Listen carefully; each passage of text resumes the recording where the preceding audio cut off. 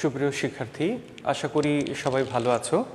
কৃষি বিশ্ববিদ্যালয় কলেজ কর্তৃক আয়োজিত আজকের অনলাইন ক্লাসে তোমাদেরকে স্বাগতম জানাচ্ছি।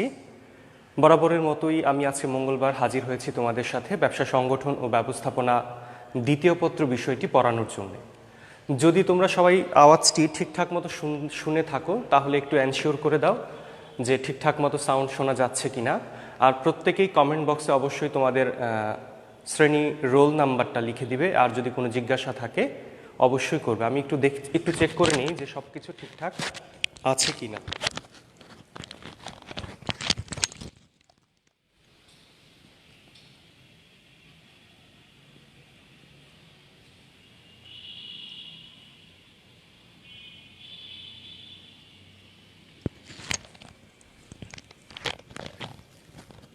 সব কিছু আশা করি ভালো মতোই শোনা যাচ্ছে। আমরা ব্যবসা সংগঠন ও ব্যবস্থাপনা দ্বিতীয় পত্রের দ্বিতীয় চ্যাপ্টারটি পড়াচ্ছিলাম। ব্যবস্থাপনার নীতি যে চ্যাপ্টার সেটি আমরা শুরু করেছিলাম গত ক্লাসে।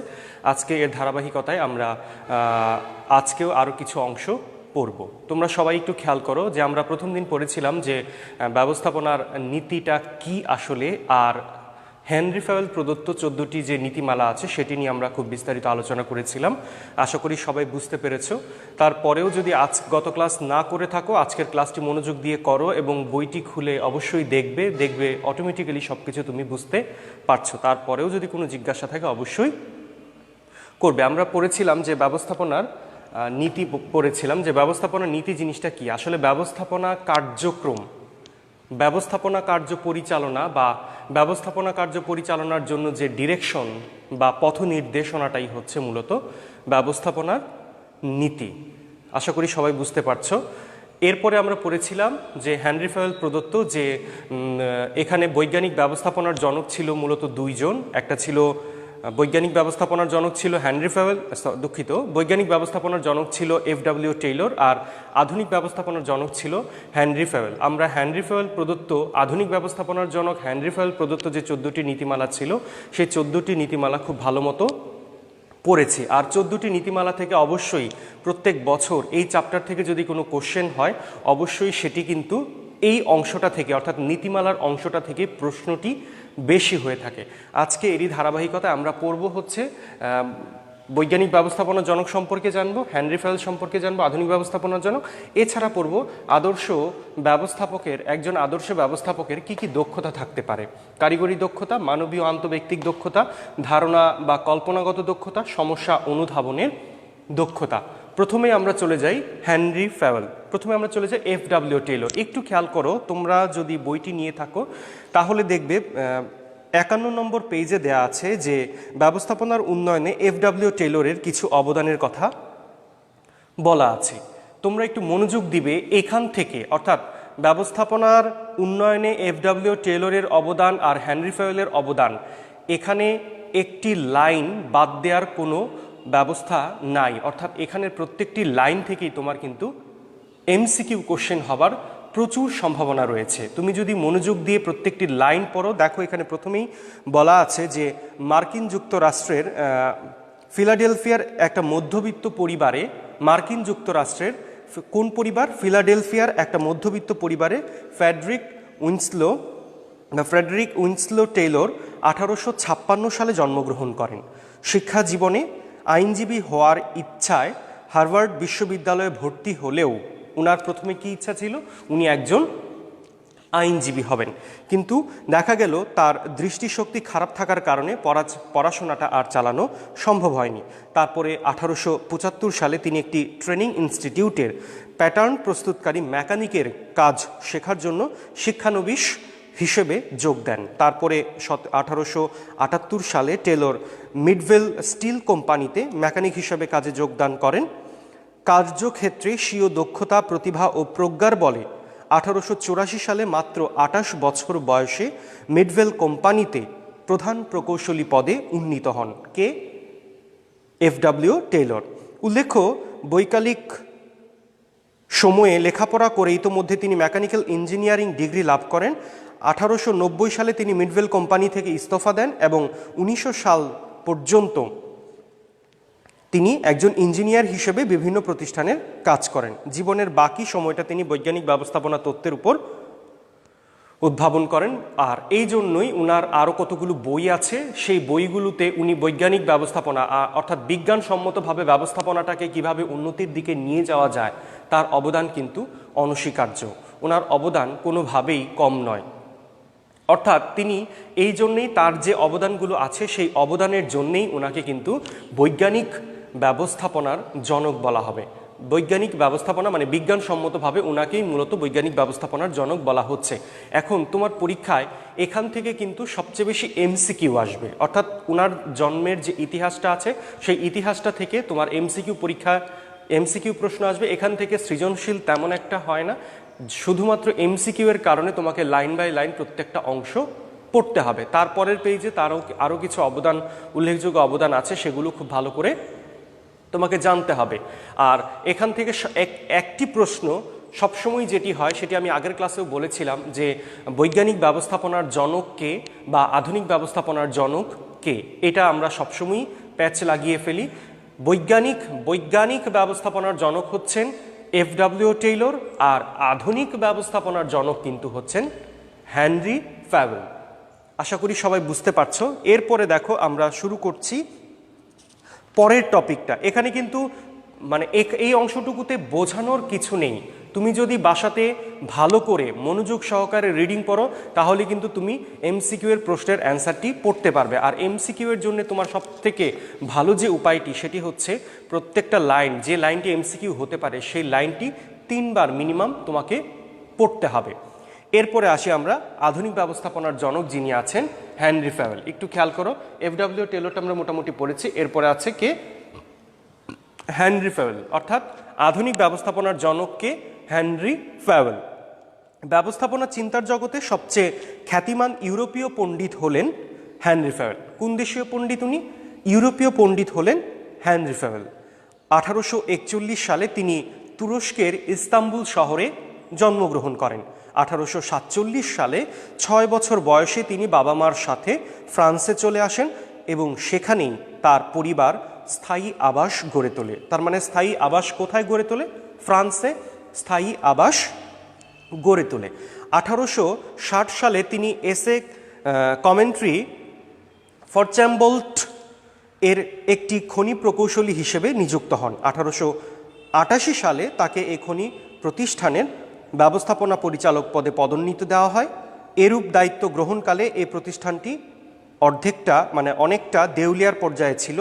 1918 সালে তিনি যখন এই দায়িত্ব থেকে অবসর নেন তখন তার স্বীয় যোগ্যতা বলে এই প্রতিষ্ঠানটি আর্থিকভাবে ছিল বেশ সচ্ছল। তার মানে কি?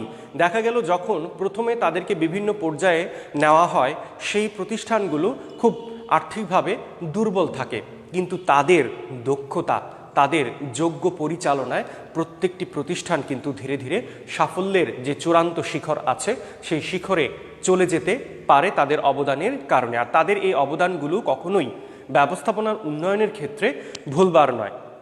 আরও অনেক বিশারদরা তাদের ব্যবস্থাপনার উন্নয়নে অনেক অবদান রেখে গিয়েছেন, কিন্তু এই দুইজন অর্থাৎ হেনরি ফ্যাভেল আর এফ.ডব্লিউ. টেইলরের অবদান কোনো অংশেই কম নয়। আর এই জন্যই একজন হচ্ছে বৈজ্ঞানিক ব্যবস্থাপনার জনক, আরেকজনকে বলা হচ্ছে আধুনিক ব্যবস্থাপনার জনক। এখান থেকে একটি কোশ্চেন খুব গুরুত্বপূর্ণ সেটি হচ্ছে father of modern management thoughts নামে অভিহিত করা হয় কাকে? আধুনিক ব্যবস্থাপনার তত্ত্বের জনক হেনরি ফ্যাভেলকে। তিনি 1925 সালে তিনি মৃত্যুবরণ করেন। তার আরও কিছু বইয়ের নাম এখানে দেয়া আছে, তোমরা যদি একটু ভালো করে পড়ো তাহলে পারবে যে জেনারেল অ্যান্ড ইন্ডাস্ট্রিয়াল ম্যানেজমেন্ট নামে প্রকাশিত হয় 1949 সালে। এরকমভাবে বিভিন্ন সালের কথা বলা আছে, বিভিন্ন বইয়ের নামের কথা বলা আছে। তোমাদের এই অংশটুকু ভালো করে পড়বার জন্যে বারবার পড়া ছাড়া বিকল্প নেই। অর্থাৎ তুমি যখন পড়াটা শুরু করবে তোমার কিন্তু মনে থাকবে না। এমসিকিউ এর ক্ষেত্রে তোমাকে কিন্তু বারবার পড়তে হবে। তুমি যদি বারবার পড়ো তাহলে কিন্তু তোমার সেই টপিকটুকু মনে থাকবে। আমরা এখন যেহেতু খুব ধীরে ধীরে আবারও বইগুলো রিভিশন দিচ্ছি, যারা আগে ক্লাসগুলো করো নাই এখন আবার নতুন করে ক্লাস শুরু করেছো, তাদের কাছে একটাই রিকোয়েস্ট যে তোমরা খুব ভালো করে বুঝে বুঝে ক্লাসগুলো করবে এবং বাসাতে অবশ্যই ক্লাসের পরে ওই টপিকটা বের করে আবার পড়াশোনাটা করবে। দেখো, আমরা যদি দুইজনের কথা বলে থাকি, এফডব্লিউ টেলর আর হেনরি ফয়েলের কথা বলেছি। এখন যদি আসো আদর্শ ব্যবস্থাপকের দক্ষতা, একটু খেয়াল করো দক্ষতা শব্দটা একজন আদর্শ ব্যবস্থাপকের, ব্যবস্থাপক বলতে এখানে বোঝাচ্ছে একজন আদর্শ বা ভালো মানের ম্যানেজারের কতটুকু দক্ষ হতে হবে একটা প্রতিষ্ঠান পরিচালনা করবার জন্য। যেমন দক্ষতা হচ্ছে সঠিক সময়ে সঠিকভাবে কম খরচে।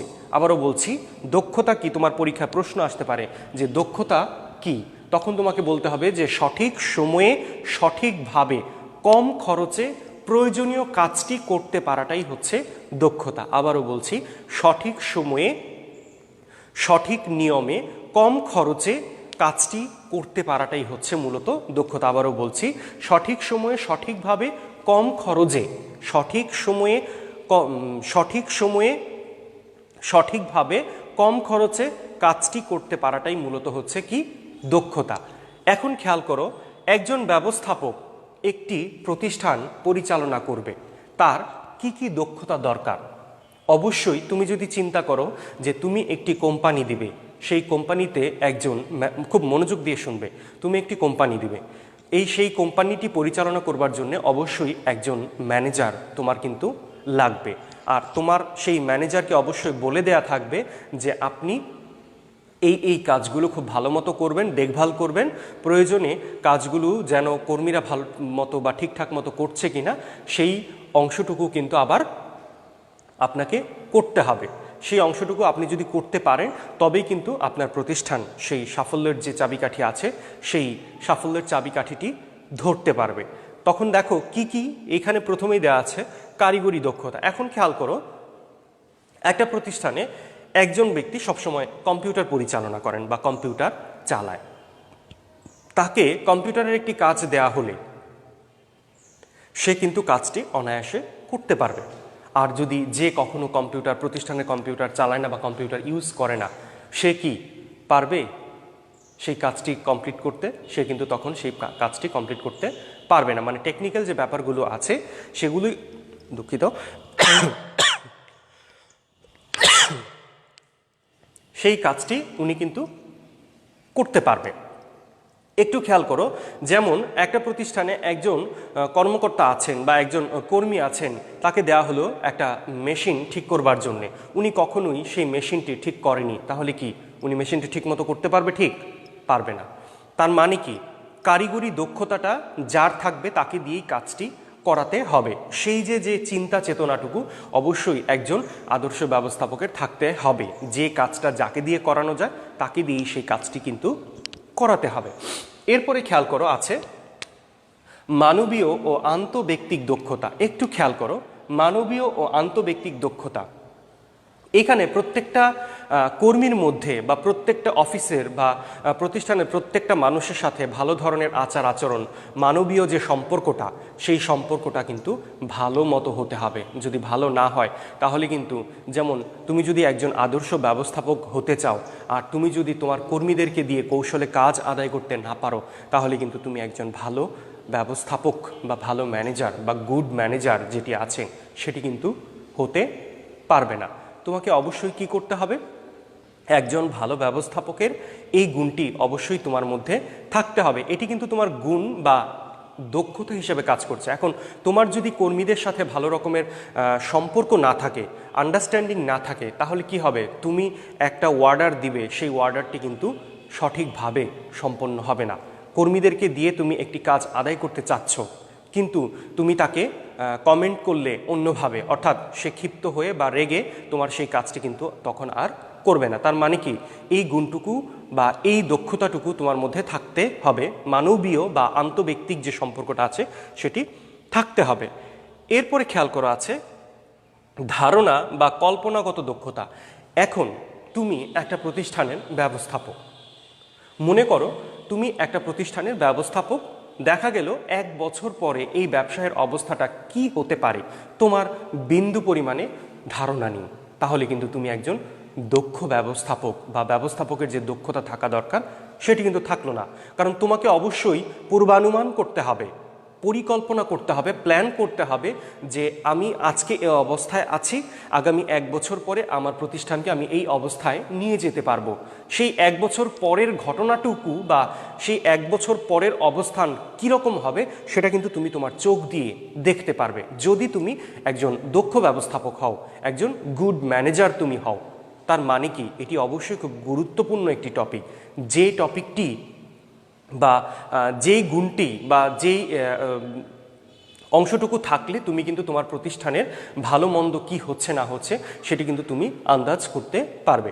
এখন তুমি যদি তোমার কোম্পানির একটা প্রোডাকশন, একটা কোম্পানিতে তুমি মনে করো কি বলে সোয়েটার তৈরি করছো, কিন্তু দেখা গেল তুমি আসছে শীতের জন্য প্রচুর পরিমাণে সোয়েটার তৈরি করলে। এখন কথা হচ্ছে এই সোয়েটার তৈরি করা বা তুমি যতটুকু প্রয়োজন তুমি করলে কি আরও বেশি সোয়েটার উৎপাদন করলে। এখন দেখা যাবে তার মানে তুমি যদি আন্দাজ করতে না পারো, তুমি যদি ধারণা করতে না পারো যে আমি এত পিস সোয়েটার তৈরি করব, এই এত পিস সোয়েটার কি আমি সেল করতে পারবো, তার মানে সেটিও কিন্তু তোমার ধারণার মধ্যে থাকতে হবে যে হ্যাঁ আমি প্রোডাকশন করেছি এতটুকু, আমি সেল করতে পারবো এতটুকু। যদি তোমার সেই ধারণাটুকু থাকে, অর্থাৎ ভবিষ্যৎ কি হবে সেটা নিয়ে যদি তুমি প্ল্যান করতে পারো সঠিকভাবে, তখনই কিন্তু তুমি একজন আদর্শ ব্যবস্থাপক হিসেবে গণ্য হবে, অর্থাৎ ধারণা বা কল্পনাগত দক্ষতা। এরপরে দেখো, তোমার প্রতিষ্ঠানে অবশ্যই নানা ধরনের সমস্যা হতেই পারে। সেই সমস্যাটা অনুধাবন করার দক্ষতা তোমাকে থাকতে হবে। মনে করো তুমি একজন ব্যবস্থাপক হলে, কিন্তু তোমার প্রতিষ্ঠানে দেখা গেল এমন একটি মেশিন হঠাৎ করে নষ্ট হয়ে গিয়েছে যেটার জন্য তুমি কখনোই প্রিপেয়ার ছিলে না, কিন্তু তোমার সেই মেশিন নষ্ট হওয়ার কারণে দেখা যাচ্ছে প্রতিদিনকার যে প্রোডাকশন ছিল সে প্রোডাকশন কি হলো, নষ্ট হয়ে গেল, প্রোডাকশন বন্ধ হয়ে গেল। তাহলে কিন্তু অবশ্যই তোমার যে প্রতিষ্ঠানটি আছে সেটি কিন্তু হুমকির সম্মুখীন হবে, অর্থাৎ লসের সম্মুখীন হবে। তার মানে কি, সে তোমার যে ধারণা ছিল যে এত পরিমাণে আমি প্রোডাকশন করব, সেই প্রোডাকশন কিন্তু তুমি করতে পারছো না একটি মেশিন নষ্ট হওয়ার কারণে। তার মানে সেটাও তোমাকে আগে থেকেই ভেবে রাখতে হবে যে হ্যাঁ এরকম ধরনের মেশিন থাকলে এই মেশিনগুলো নষ্ট হতে পারে, সেটার বিকল্প হিসেবে কিন্তু থাকতে হবে। যেমন তোমরা খেয়াল করো, কিছুদিন আগে এই ময়মনসিংহ এরিয়াতে বিদ্যুৎ বিভ্রাট হয়েছিল, বিদ্যুতের নানা ধরনের সমস্যা হয়েছিল। এখন এই যে সমস্যাটা, সেই সমস্যাটা হতে পারে এটাই কিন্তু স্বাভাবিক। এখন যিনি আছেন, অর্থাৎ যিনি ছিলেন দায়িত্বে, তার মধ্যে কিন্তু এই ধারণাটি অবশ্যই সবসময় থাকবে যে হ্যাঁ এরকম ধরনের দুর্ঘটনা ঘটতে পারে, সেই দুর্ঘটনা ঘটলে কি কি উপায়ে আমি এটাকে আবার রিপেয়ার করতে পারবো, সেই ধারণাটাও কিন্তু তার থাকতে হবে। যদি সেই ধারণাটি না থাকতো তাহলে আমরা কিন্তু একদিন পরে হোক বা 10-12 ঘন্টা বা 15 ঘন্টা পরে কিন্তু ঠিকই বিদ্যুৎ পেয়েছি। এখন যদি সেই ধারণাটা তার মধ্যে না থাকতো তখন কিন্তু দিনের পর দিন চলে যেত, সেটা আরও অনেক আগে এরকম ঘটনা ঘটতো। তখন কি হতো যে তাদের মধ্যে সেই প্ল্যানটা থাকতো না যে নষ্ট হয়েছে, সেই নষ্ট হওয়ার পরে সেটা কমপ্লেন করতো, তারপরে হচ্ছে সেটা রিপেয়ার করার ব্যবস্থা করতো, অর্থাৎ দীর্ঘ একটা সময় লেগে যেত। কিন্তু তাৎক্ষণিক ডিসিশন নেওয়ার কারণে কিন্তু তুমি দ্রুতভাবে সেই সমস্যাটির সমাধান করেছো। তার মানে এরকম সমস্যা হতে পারে, এইরকম ধারণা ব্যবস্থাপকের মাথায় অবশ্যই থাকতে হবে। মানে অনুধাবন করবার যে ক্ষমতাটা, অনুধাবন করবার যে ক্যাপাসিটিটা, সেটা কিন্তু অবশ্যই একজন আদর্শ ব্যবস্থাপকের উপর থাকতে হবে। এটি কিন্তু অবশ্যই একজন ব্যবস্থাপকের দক্ষতা হিসেবে কাজ করছে। আর যদি এগুলো না থাকে তার মানে হচ্ছে কি, কারিগরি দক্ষতা যদি না থাকে, তারপরে মানবীয় ও আন্তঃব্যক্তিক দক্ষতাও না থাকে, ধারণা বা কল্পনাগত দক্ষতা না থাকে, সমস্যা অনুধাবনের দক্ষতা যদি না থাকে, তার মানে উনি একজন আদর্শ ব্যবস্থাপক, হ্যাঁ ব্যবস্থাপক হতে পারে হয়তোবা, কিন্তু আদর্শ ব্যবস্থাপক সেটি কিন্তু উনি আর হতে পারছে না। তার মানে কি, একটু খেয়াল করো, আমরা আজকের অংশটুকু পড়ার পরে আমরা কতটুকু জেনেছি। আমরা ব্যবস্থাপনার নীতি পড়াচ্ছিলাম, আমরা হেনরি ফয়েল FW টেলর সম্পর্কে জেনেছি, হেনরি ফয়েল সম্পর্কে জেনেছি, আদর্শ ব্যবস্থাপকের দক্ষতার মধ্যে কি কি গুণ বা দক্ষতাগুলো থাকা দরকার সেটি জেনেছি। তোমাদের উদ্দেশ্যে কয়েকটি কথা একটু বলতে চাই, সেটি হচ্ছে যে আগামী 1 তারিখ থেকে তোমাদের কিন্তু নতুন রুটিন অনুযায়ী তোমাদের আবার ক্লাস শুরু হবে, অর্থাৎ প্রথম বর্ষের যারা একেবারে নিউ ফার্স্ট ইয়ার আছো তাদেরও ক্লাস হবে, আবার যারা তোমরা বর্তমান সময়ে অবস্থান করছো তাদেরকেও কিন্তু ক্লাস হবে। তোমাদের সেই রুটিনটি ওয়েবসাইটে কিন্তু দিয়ে দেওয়া হবে আজকে অথবা কালকের মধ্যে। তোমরা সেই নতুন রুটিন অনুযায়ী আবার ক্লাসে যোগদান করবে। আর প্রত্যেকেই বাসায় যেহেতু অফুরন্ত সময় পাচ্ছ পড়াশোনা করবার মতো, পড়াশোনাটা অবশ্যই মনোযোগ সহকারে করো, যেন করে তোমাদের, কারণ তোমাদের যে সিচুয়েশনটা যাচ্ছে, কখন কোন ধরনের পরীক্ষা হয়, হুটহাট করেই কিন্তু প্রতিষ্ঠান খুলে যেতে পারে, সেই কারণে কিন্তু তোমার প্রিপারেশনটা অবশ্যই লাগবে। এই কারণে তুমি যদি সিরিয়াস থাকো, তখন যে সিচুয়েশনই আসুক না কেন, সেই সিচুয়েশনটাই তুমি ফেস করতে পারবে। আশা রাখছি সবাই পড়াশোনা মনোযোগ দিয়ে করবে। আবার সামনের ক্লাসে, নতুন রুটিনের সামনের ক্লাসে দেখা হবে। সে পর্যন্ত সবাই ভালো থাকো, সুস্থ থাকো, সুন্দর থাকো। আসসালামু আলাইকুম।